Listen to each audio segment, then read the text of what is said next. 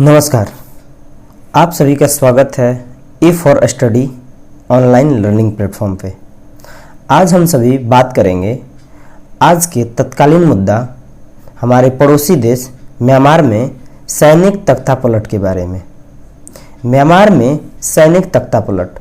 भारत के पड़ोसी देश म्यांमार में 1 फरवरी 2021 को सेना ने चुनावी धोखाधड़ी के जवाब में तख्तापलट कर दिया और वास्तविक नेता आंग सान सू की एवं राष्ट्रीय विन मिंट को हिरासत में लेकर 1 वर्ष के लिए आपातकाल घोषित किया। म्यांमार की राजधानी नेपिता और मुख्य शहर यंगून में सड़कों पर सैनिक मौजूद हैं। कई शहरों में इंटरनेट कनेक्टिविटी बंद कर दी गई है। भारत, ऑस्ट्रेलिया और यूएसए सहित कई देशों ने इस घटनाक्रम पर चिंता जताते हुए म्यांमार में लोकतंत्र बहाल करने की अपील की है। संयुक्त राष्ट्र महासचिव ने तख्तापलट और नेताओं की सैन्य हिरासत की निंदा की है। राष्ट्रपति के हस्ताक्षर वाली एक घोषणा के अनुसार देश की सत्ता अब commander in chief of defence services मिन आंग हाइंग के हाथों में है। देश के पहले उपराष्ट्रपति माइंट सवे को कार्यवाहक राष्ट्रपति बनाया गया है।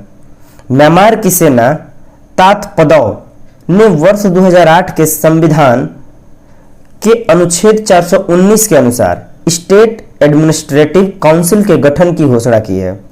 वरिष्ठ जनरल मिन आंग हाइंग को इसका अध्यक्ष बनाया गया है, जबकि उपवरिष्ठ जनरल तुन ओ को उपाध्यक्ष बनाया गया है।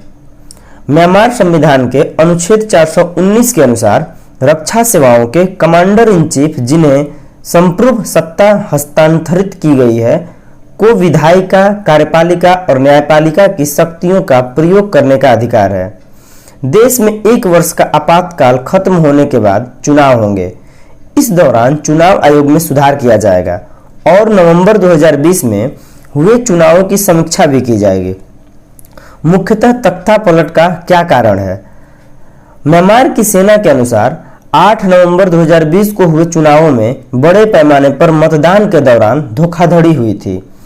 इस चुनाव में आंग सान सू की national league for democracy party यानी कि NLD ने संसद के संयुक्त निचले और ऊपरी सदनों में 476 सीटों में 396 सीटें यानी कि कुल सीटों का 83% जीत ली थीं।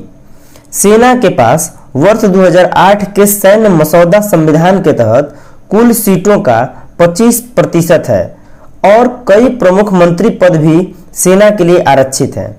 सेना का आरोप है कि चुनाव में बड़े पैमाने पर धांधली हुई थी, हालांकि इसका सेना कोई सबूत न दे पाई है। म्यांमार के सरकारी चैनल MRTV ने प्रसारण बंद कर दिया है, जिससे सूचनाओं का सही तरह से आदान प्रदान रुक गया है। अंतर्राष्ट्रीय प्रसारकों को ब्लॉक कर दिया गया है और स्थानीय स्टेशन ऑफ एयर हो गए हैं। बैंक ने कुछ समय के लिए सभी आर्थिक सेवाओं को रोक दिया है।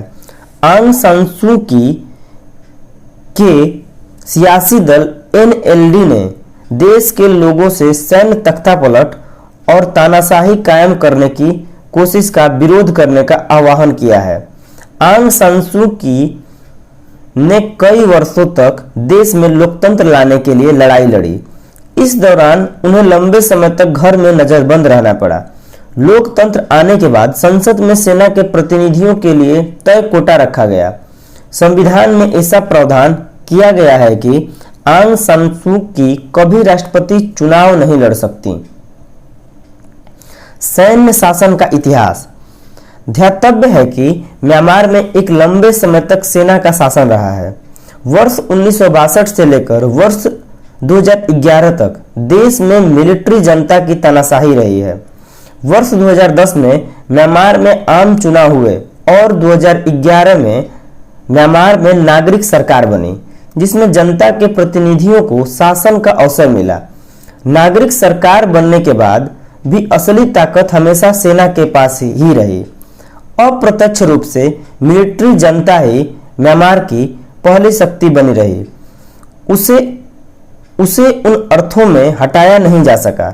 इसलिए कहा जा सकता है कि वर्तमान घटनाक्रम म्यांमार के राजनीतिक परिदृश्य का असली रूप है और यहाँ म्यांमार में सैनिक तख्तापलट होने के कारण लोकतंत्र को बहुत बड़े स्तर पर हानि पहुंची है। धन्यवाद।